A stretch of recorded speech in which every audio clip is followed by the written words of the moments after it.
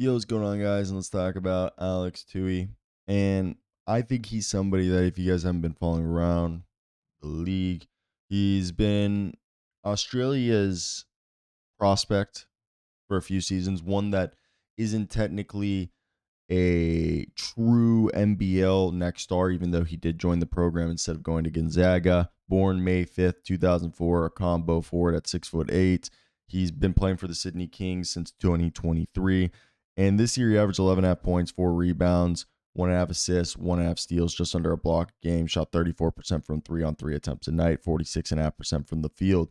And he really is kind of your toolsy, sharp shooting wing. If we want to do the lazy white on white guy comparison, he kind of would be like a Dean Wade. I think he might be a better shooter than Dean Wade and a scorer, as he can play both the 4 and the 3. And I believe he's listed as a power forward. I think he's a small ball power forward, maybe more naturally suited at the 3. He's a strong rebounder. The shot has been inconsistent at times, as he shot 73% this year, but in the past it has been in the 60s. But he has a willingness to attack, puts pressure on the defense. He's good off ball.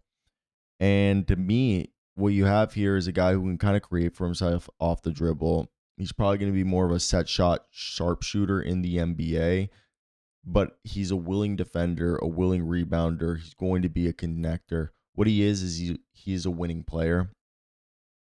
What you're hoping, obviously, is that 3-point shot to really develop and become to the next level. But he's somebody who does have the ball handling, the passing vision, and the shooting ability to be a player that gets drafted and is able to contribute immediately, and as a role player probably off the bench.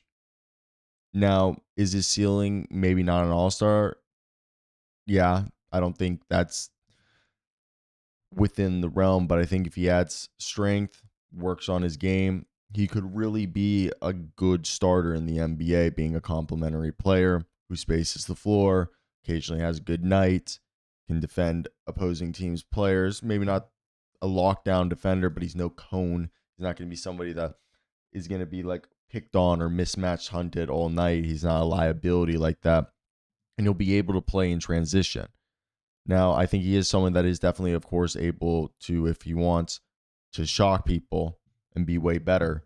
But he's stuck around. He could have entered the NBA a year or two ago. He's been in Australia for the last season or so.